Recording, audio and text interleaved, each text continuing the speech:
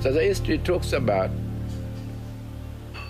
that our culture, our law has been raped. It's a sad story. But that story needs to be told so that the world can understand, the world can know that what is happening in the other corner of the world, which has been a hidden gender, has to be publicly known and proclaimed.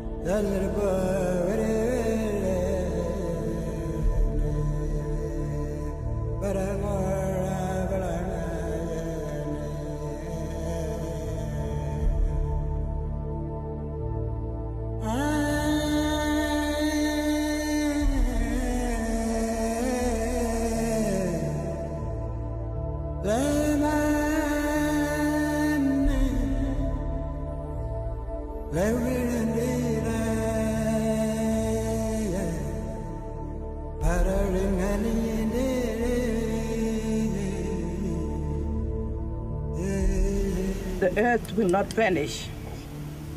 That's the law and the fundamental belief. It's this soil here, the land. That's our law. It has been existing before the colonization of westernized world.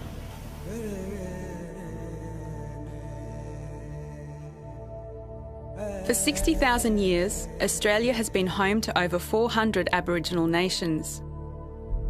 Over 2 centuries of conflict, oppression and assimilation have left them fighting for their cultural survival. Nearly half of their languages have been lost, and many are critically endangered. Across the country, the clash between worlds continues. And the dramatic scenes of the first landing at Circular Quay are reenacted at Palm Cove. In the shadow of a modern city, a replica of His Majesty's ship Supply rides at anchor, where the real Supply was hove to on January the 26th, 1788. We see the natives gathering in corroboree to ward off the invaders, just as they then did. Keep the anchoring signal flying, bosun. This is how white Australians celebrated 150 years of settlement, which black Australians would describe as invasion. Before Captain Phillip lands, Lieutenant Ball takes a boatload of Marines ashore to keep the natives in check. In the face of menacing savages, the white men advance up the shore of the new land. Especially as there appear to be no women amongst them. Is there any likelihood of an ambush? See that no Indians remain skulking about. Now Phillip himself lands. So a handful of Englishmen took possession of a continent, a vast, unknown, primeval land. It is now fitting that we should turn our minds to the purpose underlying this enterprise, which is to plant a fresh sprig of empire in this new and vast land. It may be that this country will become the most valuable acquisition Britain has ever made. The flag of England is hoisted again where it first flew in Australia, this time watched by thousands of Australian-born citizens of the Empire. The Aborigines taking part in this reenactment were press-ganged into playing roles. They were brought to Sydney and held overnight in a police compound next to dog kennels, and they were warned that if they didn't cooperate, their food rations would be stopped. In 1988, it will be the 200th anniversary of the British in Australia. Who will play the menacing savages has yet to be decided. At the white man's school, what are the children taught? Are they told of the battles our people fought? Are they told how our people died? Are they told why our people cried? Australia's true history is never read, but the black man keeps it in his head.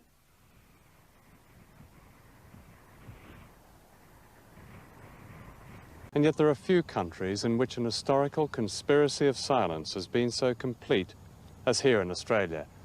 This was a frontier country, and it still is. On one side of the frontier in the late 18th and early 19th centuries, there were the English poor and Irish political prisoners sent by Britain as slaves. On the other side of the frontier, in deepest shadow, lived a mysterious and remarkable nation whose people could trace their roots back 40,000 years. Britain waged war against this nation. Massacres as systematic as those practiced against the Jews in the 20th century were carried out in the name of God, king, anthropology, money and land. The jolly swagman was not especially jolly. The billabongs ran with blood. Few or none of these events were recorded and remembered by white Australians. And as the cities grew, the descendants of the white slaves, Australians like myself, seldom glimpsed the other side of the frontier, the outback as we called it. As children, we were given to understand that we were merely innocent bystanders to the slow and natural death of an ancient people, the first Australians, rather than the inheritors of a past every bit as rapacious as that of the United States, Latin America, Africa. All that was unmentionable and secret. This picture was taken at an Aboriginal reserve in the Northern Territory in 1968. Called the Palms, it was my first glimpse of what I'd never imagined, an Australian gulag beyond the frontier. How did they get away with it? In Aboriginal cemeteries, the number of children's graves is always disproportionately high. In 1983, two researchers using Queensland government statistics found that Aboriginal deaths from preventable infectious diseases in that state were as much as 300 times higher than the white average and among the highest in the world. In New South Wales, a report found that almost a quarter of Aboriginal males who had survived to the age of 20 were dead by 40. These are third world statistics. A third world disease, trachoma, is widespread in black Australia. Trachoma grows ulcers on the eyes and causes blindness. Leprosy is also virulent. In recent years, the rate of new lepers has dropped by only 20% in Australia, compared with an 80% drop in Upper Volta, the poorest country in the world. Black Australians may well have the highest prison population in the world. Convictions related to homelessness, alcoholism, and unemployment have meant, in effect, that to be black is a crime.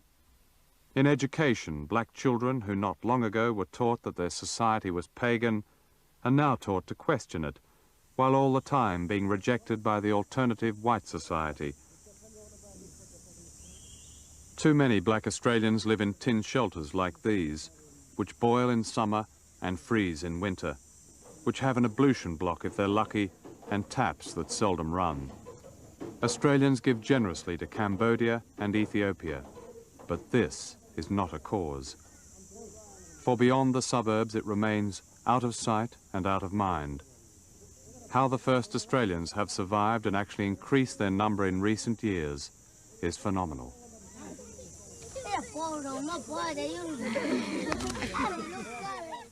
All those can never kill the Aboriginal spirit.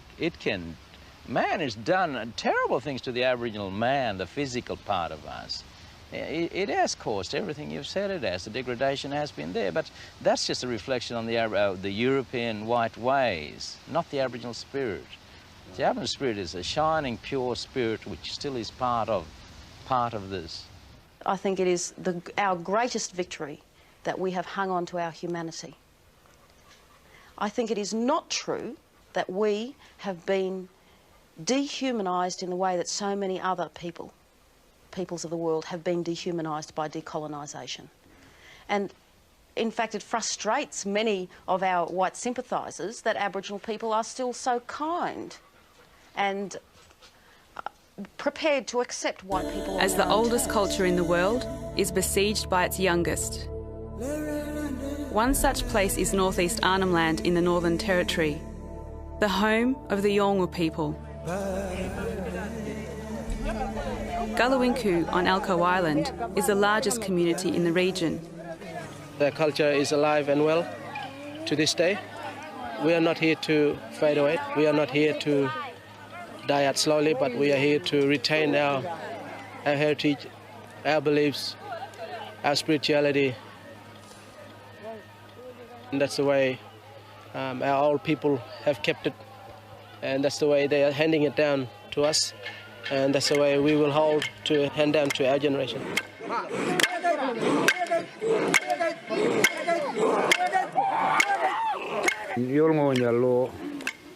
Uni ora namuna ta yo dia monga tangala kamulka yo ora pilmayo kadal karayo mulka yo ora dia namuna ta yo kakapandu kakamanongo yo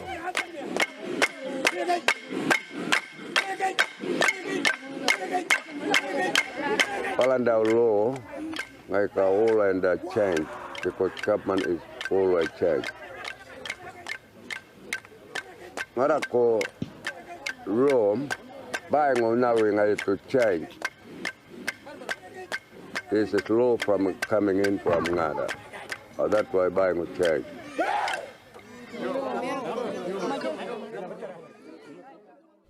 During the late 1800s and early 20th century, whilst much of the country was being colonised, the Yolngu gained a reputation as proud warriors who fiercely resisted any occupation by outsiders. Today, whilst their culture remains strong, their future, like that of other Aboriginal nations across Australia, is under threat. My name's Genevieve.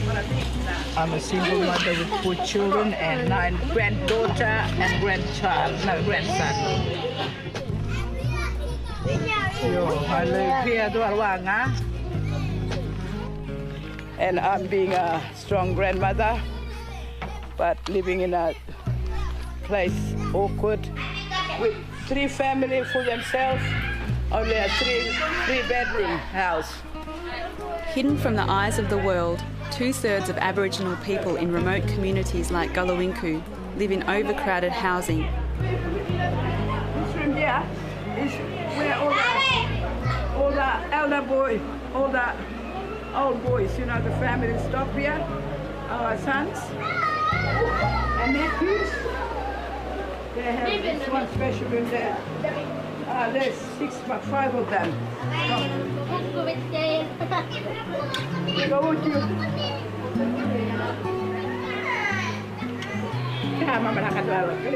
Let's say 5 to 6 boys again live in this room. All my other nephews and sons. This is like the overcrowding of a house. Just this one house.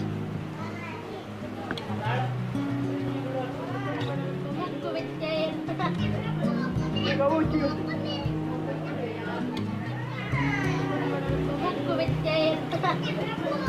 Go with you. Mama nakadwala, cleaning up.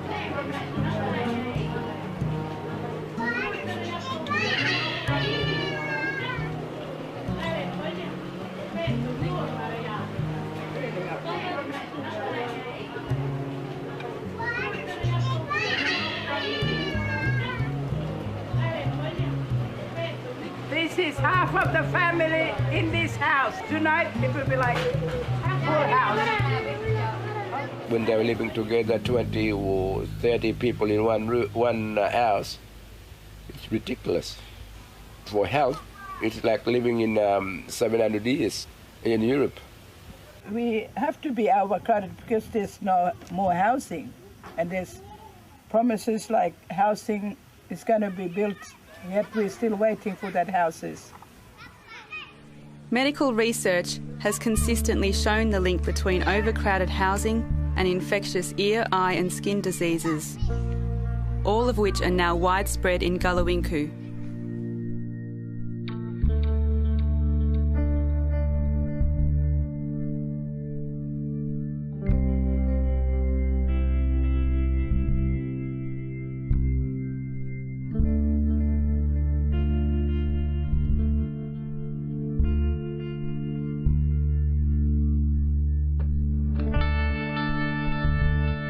Diseases and illnesses that are commonplace in the third world but ought to be unheard of in a rich industrialised country like Australia. The levels of those in many Aboriginal communities are appalling.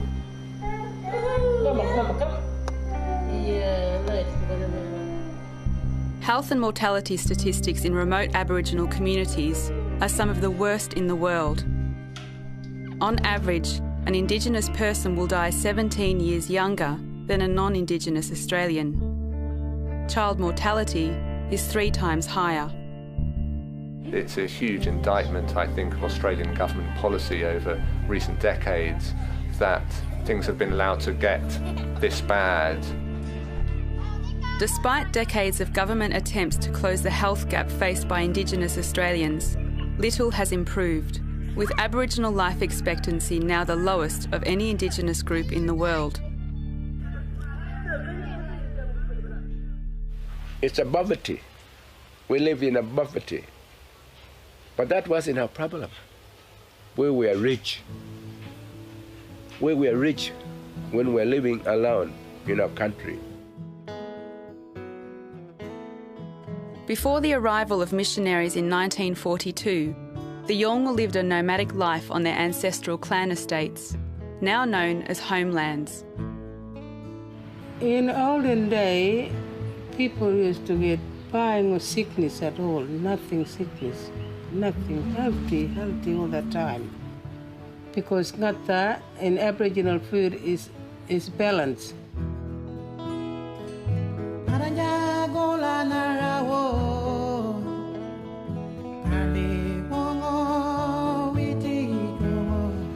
Yolngu people doesn't live in one place all the time. They move from place to place. Mainly missionary people make us stay in one place and give us raising, house and all those. In the mission like Kaliwingu and many other places, we're being taken away from our estate, our country, where there is a value, where there is a taka, we were really good taka, a good food, a natural food.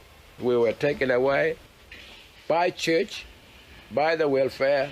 We've been taken away. We were put into the yard, and they said to us, stay in the yard.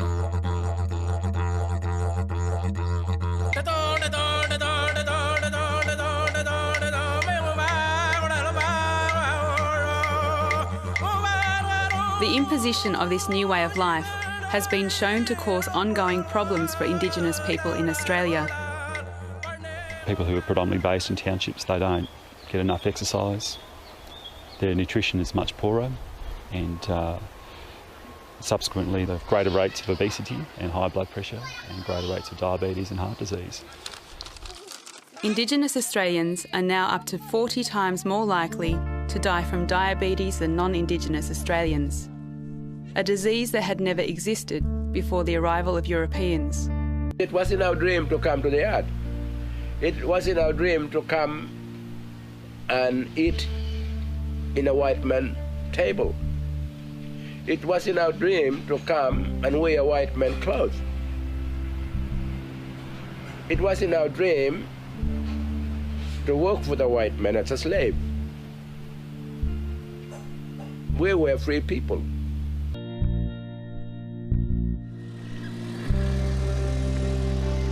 Throughout these changes, which in places like Gulawinku have only taken place over the last 70 years, Indigenous people have been expected to fast adapt to Western society. Yolngu here, they don't understand. They don't understand how to live. Living in a Balanda's world, that person should have an education first. Somebody to come and help that person or show. But they just come and growling at people. On top of these rapid changes to their lives, their traditional systems of law and governance have been undermined by white authority. Balanda is pushing Yolngu. Balanda is trying to say, look at my way. This is a better way.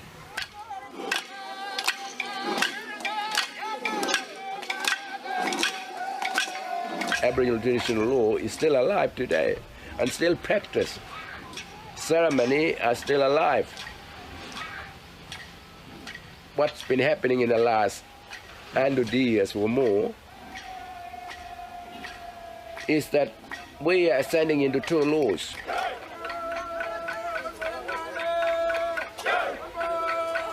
Our own law and the Western law or the Ballanda law.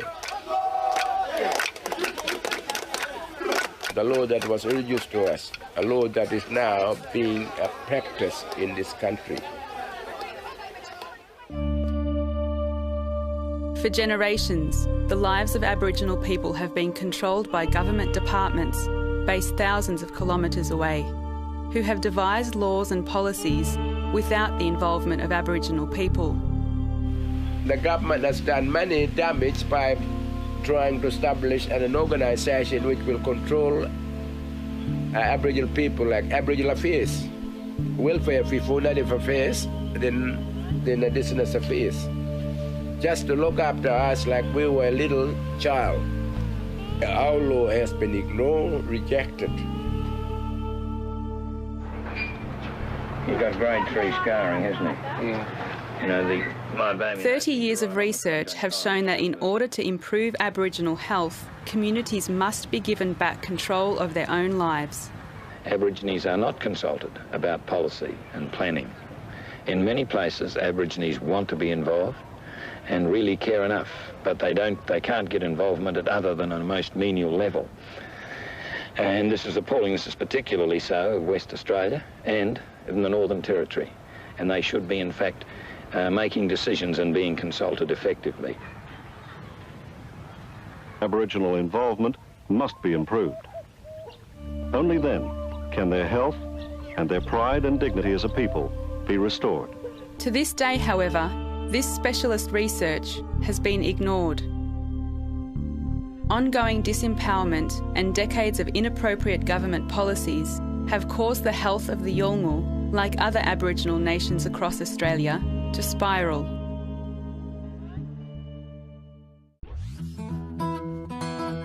In 2007, Gulawinku had a glimpse of hope that things would finally change in their community. Minister for Indigenous Affairs in the previous government, Minister Honourable Malbrap, when he came here, he introduced himself, we were really happy, we got this man.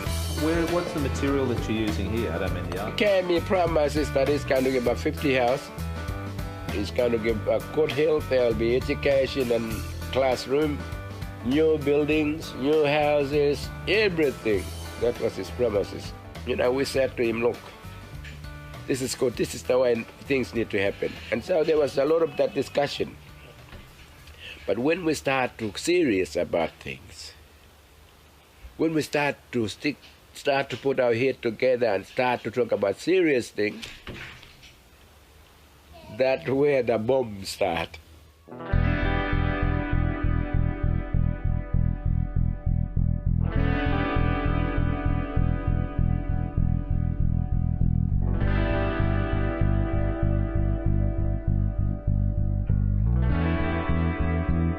And we said, now I'm minister. It doesn't happen this way. We cannot sell a value of land or lease it for a long time. This is the only hope for us. Billions and billions and billions of square in the continent of Australia, you already bought it. You're not satisfied. Why? What do you want more land for? Go back. Don't tempt us to sign. So he went back.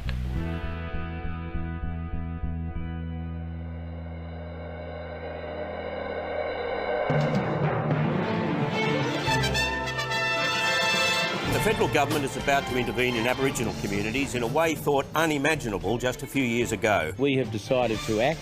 The decisions we have taken are non-negotiable. The Prime Minister has rejected criticism of his radical plan to curb Indigenous child sexual abuse. The government's actions came in response to yet another report on the underlying conditions in Aboriginal communities. this time on the symptom of child abuse. Where there is unemployment, poverty, alcoholism, drug taking, overcrowding, you can guarantee that those children at some point are severely at risk and eventually are going to be sexually abused or abused in some way. The first recommendation of the Little Children Are Sacred report once again urged the government to commit to genuine consultation with Aboriginal people. I do not believe in any way, shape nor form that the recommendations flowing from that report reflected the urgency. In an unprecedented crackdown, the Prime Minister moved to take control. Every single one of them has pedophiles operating in them. Now that is a national emergency.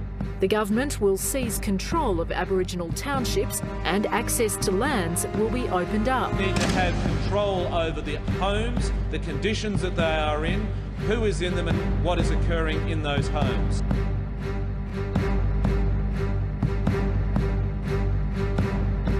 I don't think you can respect power structures in these communities when clearly those structures have failed to deliver.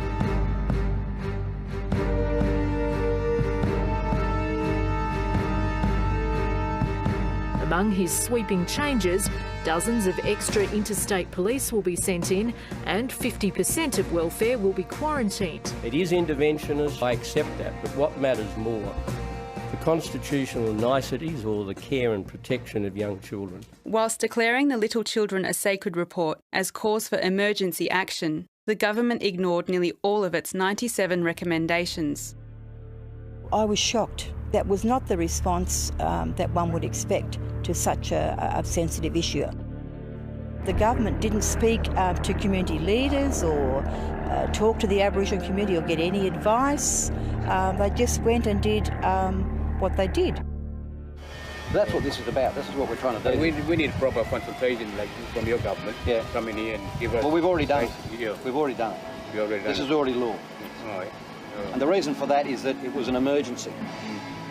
We basically a bit upset too, like as being a landowner. Yeah. We haven't been consulted. Yeah. About, Yeah. You know. No. Well, no, that's right.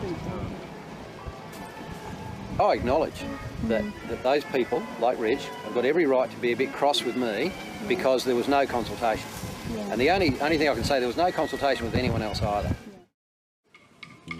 Without any consultation with Aboriginal landowners, the government seized all community assets and dismantled community-run programs. It brought in white officials to manage the communities, replacing institutions that communities had taken years to build up. Communities across the Northern Territory were devastated. We have been demonised for mistreating our children, pedophilia, alcohol abuse. What we need to do is to listen to the people when these situations are found to be in any community without passing judgment. The intervention has further stigmatised Aboriginal people by erecting signs in each of the seized communities, publicly displaying its new laws. It's really sad. It makes me feel, that means they including all Yolngu, all Bookmark Yolngu. Everybody, every Yolngu doing a bad things. This is what they call a lucky country, but not so lucky up here. We're going through so much pain, many of our old people are going through so much thinking, so much worry. Feel, I got now feeling, it's a pain. It's a real painful, it's a real hurt. Not only me, I am too old, but it's gonna be that the feelings will be continue dragging to the next generation to come.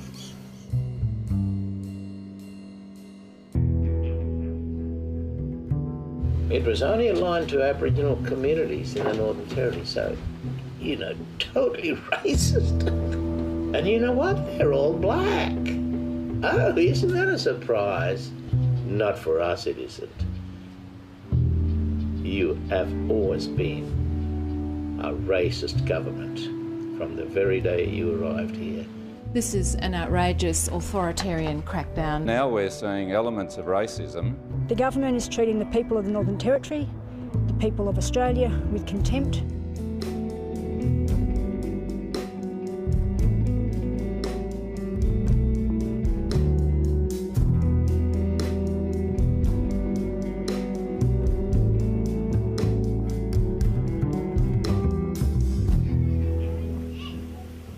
And what are we then here?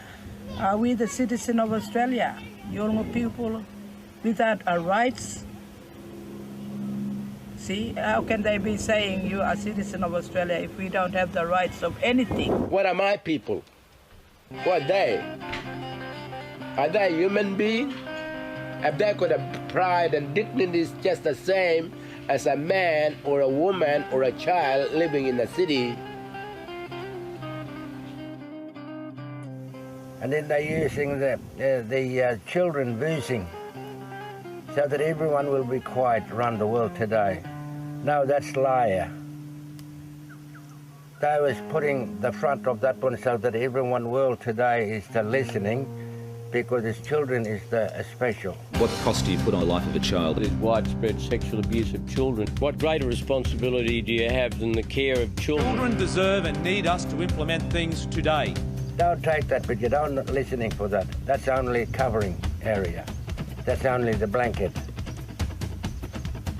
The world wanted to have a look what are they was looking for really, government in Australia, to take up the dignity right and the land.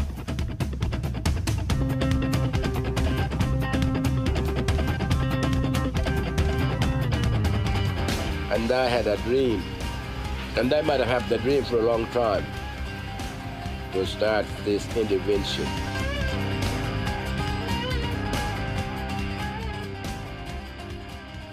We believe that this government is using child sexual abuse as the Trojan horse to resume total control of our lands. The government undermined key parts of the Aboriginal Land Rights Act, designed to give Aboriginal people control and ownership over their lands. They ignored setting up rehab programs for children who's been abused. You know, they didn't even mention that. All they talked about was sending in the troops, sending in more public service. You know, the widespread abuse, you know, the pedophilic activity, the sale of, you know, sex for petrol, you know, all abhorrent activities. What's interesting is that 3 police inquiries are yet to identify a pedophile ring. They've yet to identify all this child abuse that was reported at the time.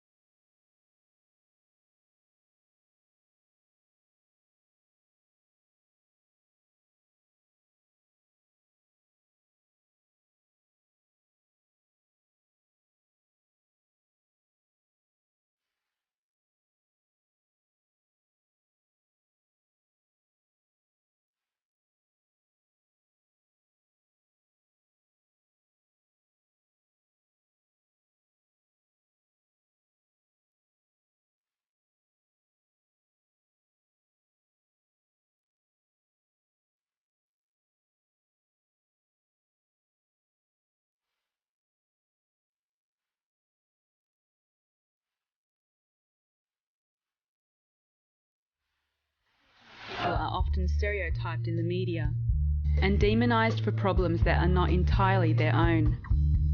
For a lot of people in Australia, they get informed through the media.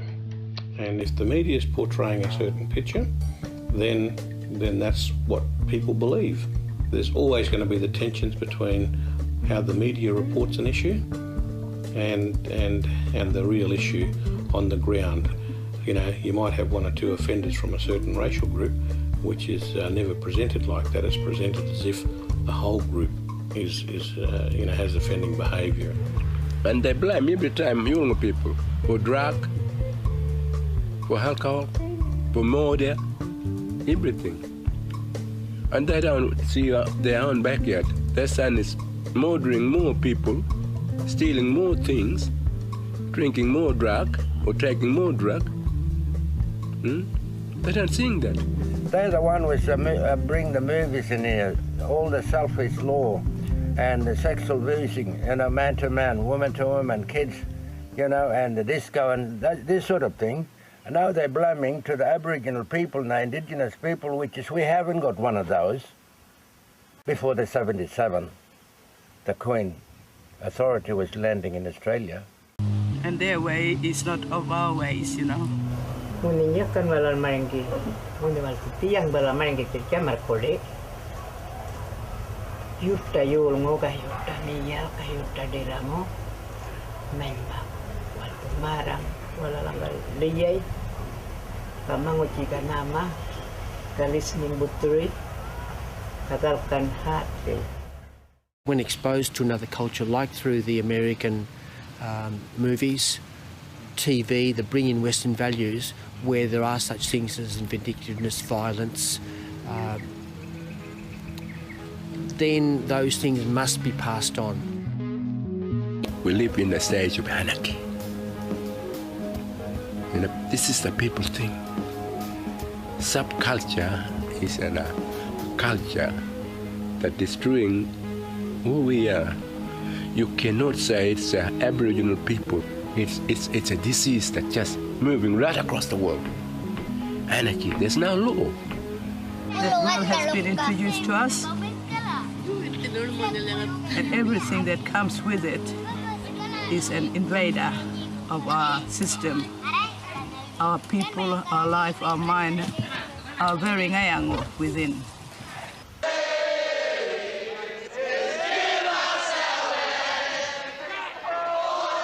In the past 15 years, extraordinary changes have begun to happen in Australia.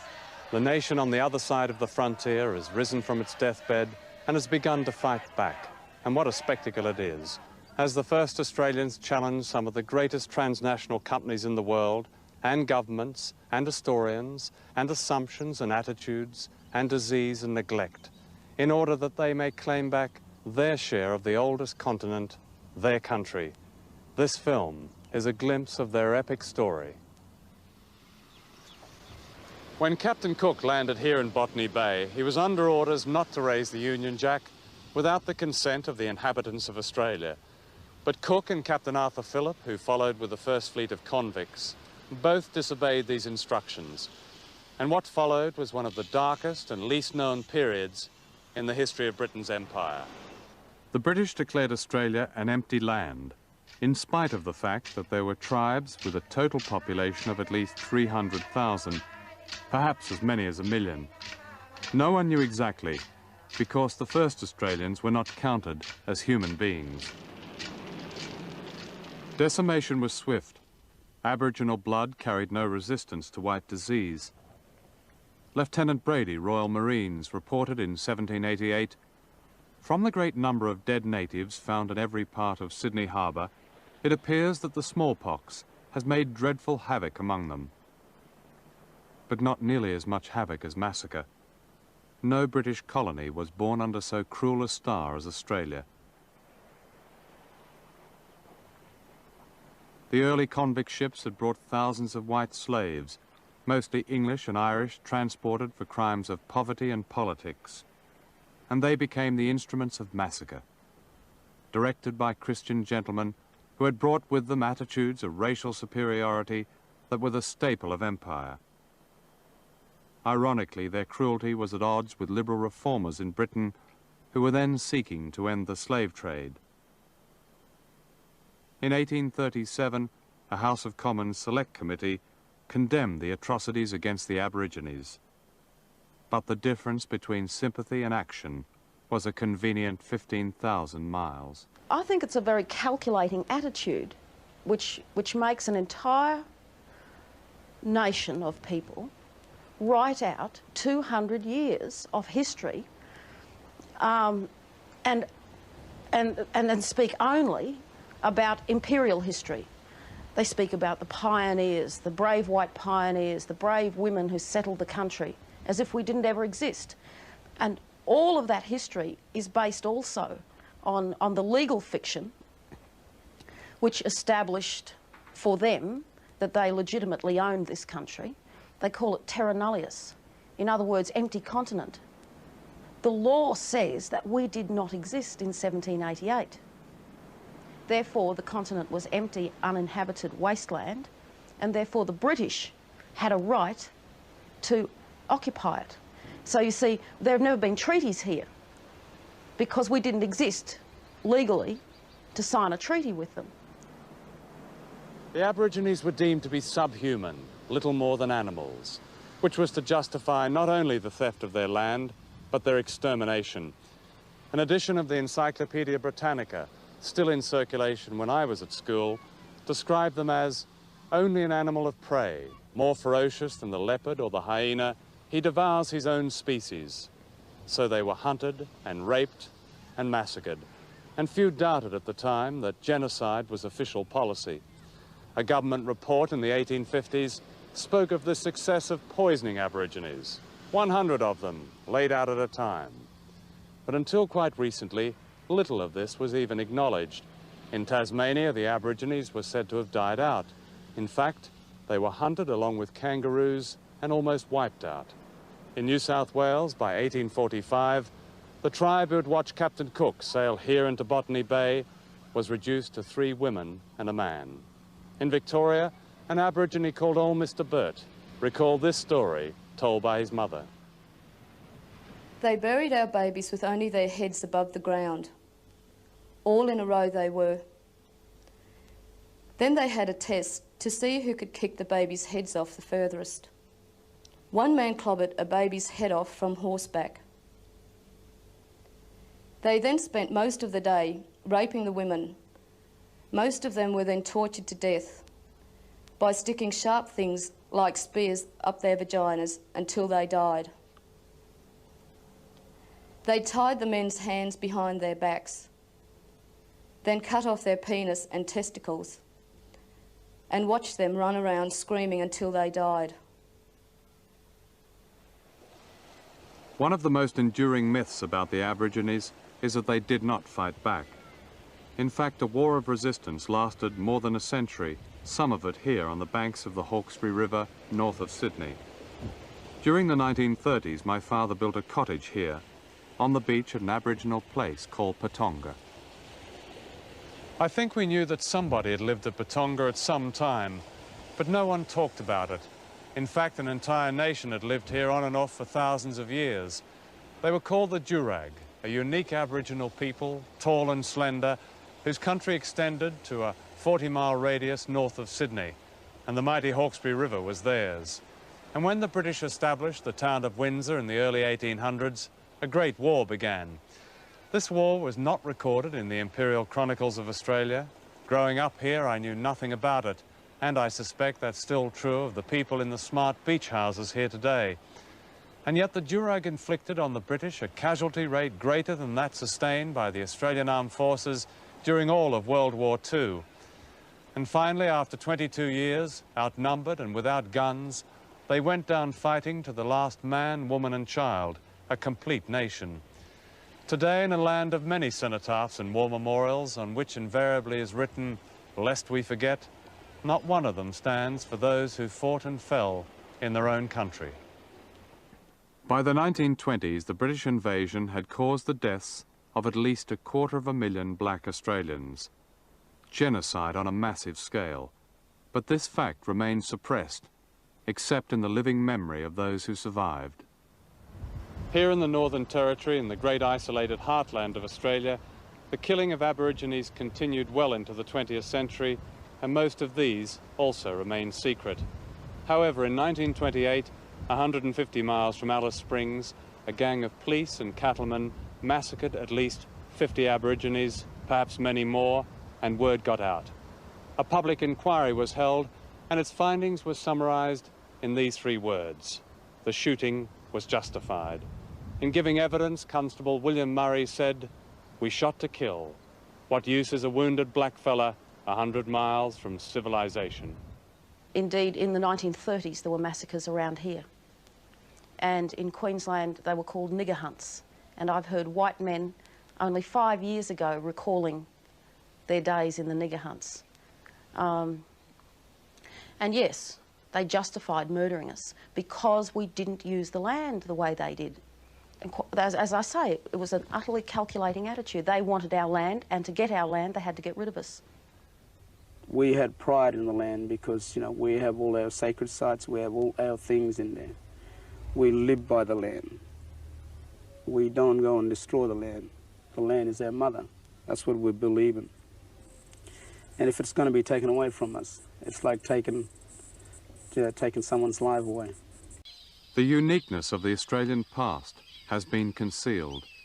In the dream time of the Aborigine, the land is sacred, the beginning and end of life itself. The European attitude to land, that of a commodity to be bought and sold, built on and exploited, is incomprehensible to a black Australian. This is the Obiri Rock, a cathedral of the spirit, east of Darwin. The significance of these paintings was only understood by Europeans as recently as the 1950s and 60s. These pictures were painted more than 10,000 years before the pyramids. They are older and more sophisticated than the cave paintings in France, by which the European tribes have measured their civilization. The World Heritage List now recognizes them as the oldest expression of human creativity. In other words, the longest historical record of any human beings. In recent years, white historians have made contact with people whose oral history includes record of the eruption of volcanoes 5,000 years ago. Many Australians are unaware of this. To them, the Aborigine is merely an object of pity, the poor old Abo. Many only see the frontier from their jumbo jet on its way to Singapore and London, although every summer they may feel it, as winds from the deserts bring fires like this.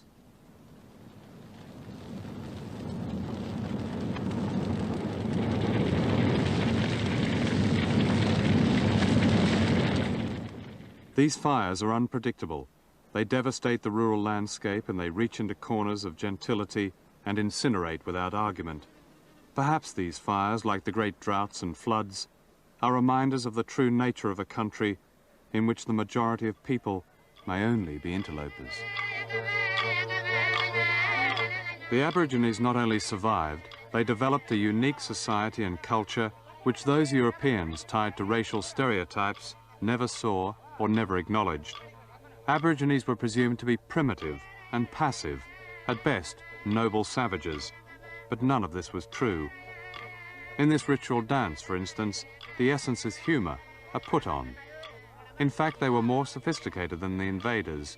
They learnt languages better, they understood the environment better, and the civilized value of their one-family society often remained a puzzle to Europeans who were hardly civilized themselves, coming from a background of class division and brutal poverty.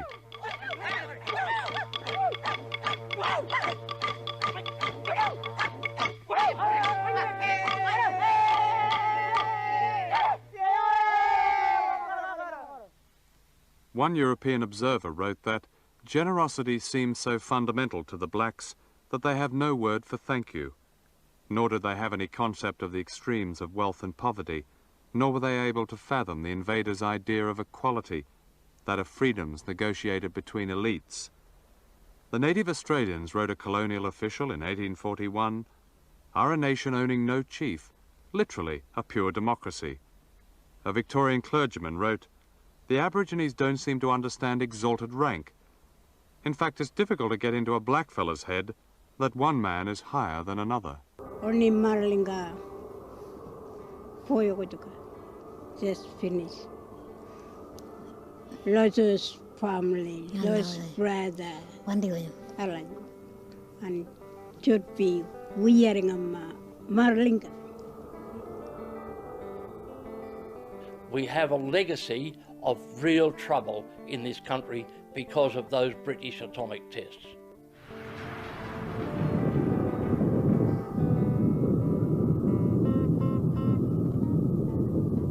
It's our thing, it's our stuff.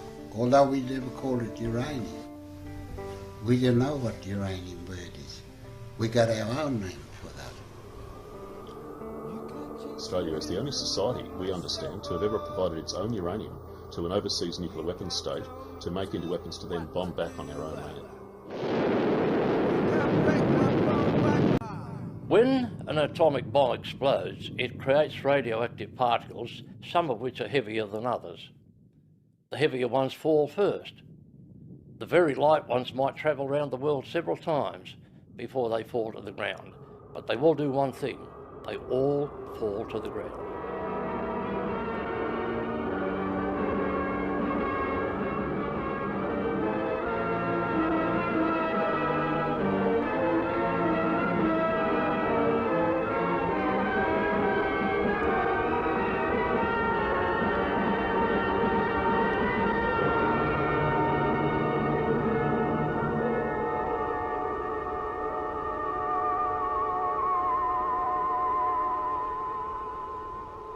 My first introduction to atomic warfare was being told to turn our back on the island, and we heard this almighty explosion and roar, and then we turned around to look at the island to watch a large mushroom cloud slowly going up into millions of miles up into the sky.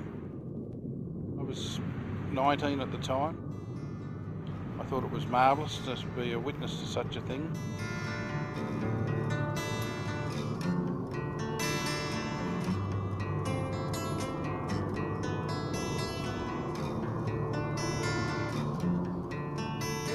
Haze over the sky, sort of. It looked like a very fine cloud, but it didn't go away. It was there for about 4 or 5 days, or could have been more. And it was light that the sun sort of filtered through it as well, but it was there. The aircraft that I was in took off at about 11 o'clock at night, and we flew a triangular pattern northwest out over the Indian Ocean, then south towards the Montebello Islands themselves, and then northeast again into Broome. We spent nearly 9 hours on that trip. Because it was night time, we saw no evidence of any cloud. The evidence of the cloud was in the filters that were fixed underneath the wings of the aircraft. We're all bush hunters, fishers. That is our culture. We look forward to doing that. Take our young children out fishing and hunting. You go back before all these bombs and that were let off. Aboriginal people lived years, you know.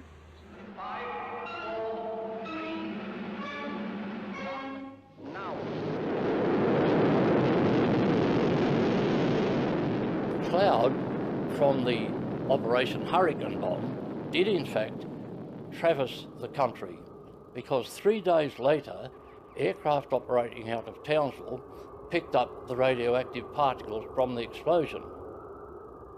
2 days later again, Royal New Zealand Air Force aircraft picked up radioactive particles out over the Pacific north of Newcastle that had emanated from the same bomb.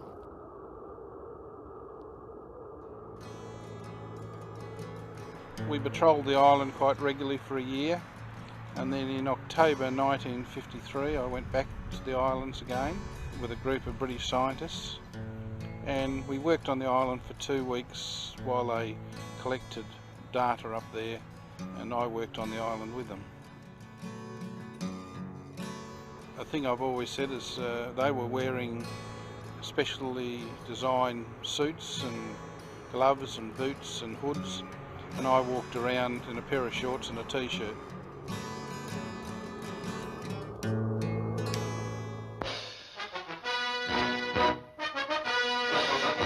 Famous British atom scientist Sir William Penny, at a press conference on his arrival in Australia, is emphatic that there will be no dangerous radiation from forthcoming tests at Maralinga. Stressing the importance of the tests, he says, "Any weapon has to be tested. Doesn't matter whether it's a shell or a bullet, or whether it's a carrier of a weapon like an aeroplane. It must be tested."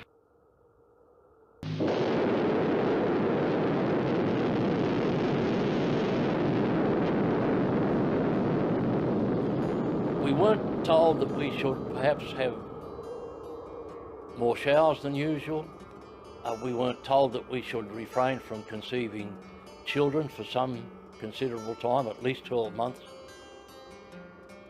In actual fact, we were told nothing about what might ensue from having been inside the cloud. Now, the Monty Billows have never been cleaned. They removed obvious debris, but they've never ever been cleaned. The government has maintained that there was no hazard to anybody connected with the tests. It's a lie, because on the Montebello Islands, to this very day, on Tremuya Island, which was the island where the bombs were set off, there are signs that say, "Radiation hazard area. Do not stay more than 1 hour. Do not raise the dust. Do not take anything off the island. Do not eat here." You can't have it both ways, but the government wants to.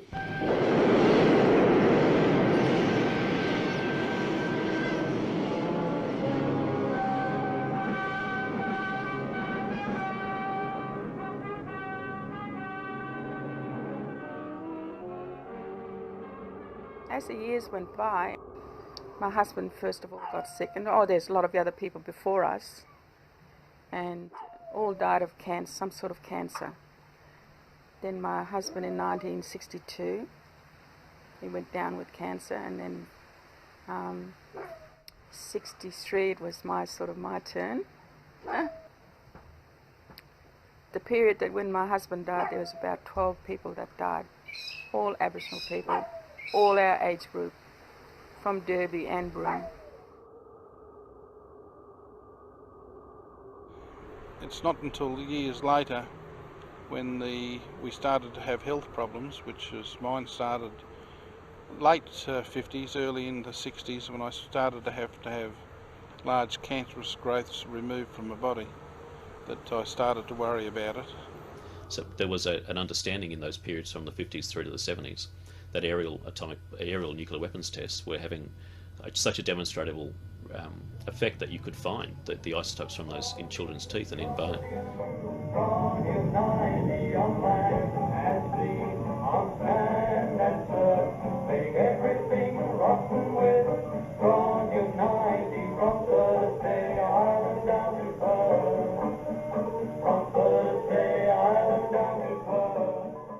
People better understand there is no safe level of exposure to ionising radiation, and while the legal system may set the bar at a certain rate of exposure, that may be illegal, but it's not a safe exposure.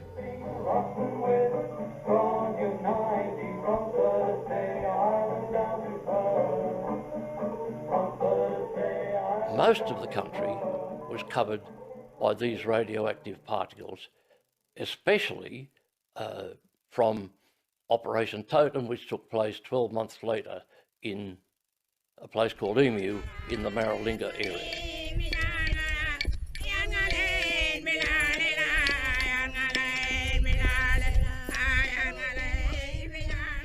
Dad was a young boy growing up through the area, learning the old traditional ways. He did a bit of hunting, he did a bit of gathering, and he lived that old traditional life where he walked around, walked with his old people also.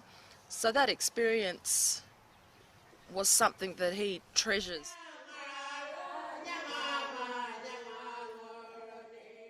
This is the main place, Waladina, important place. Ngurari Jajuda for this place. This is back in creation days. Our Yinjiri people, community, living here.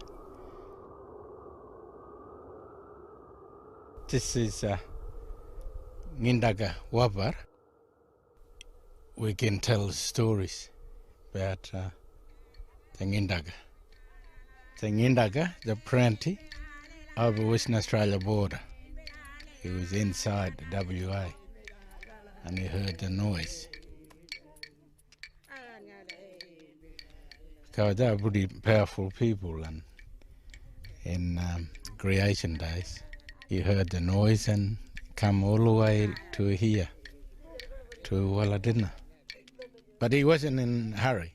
He take time, he creating food, languages, different ones, and he create Enma. Mount Woodruff is that's in Ngindaga, Prenti.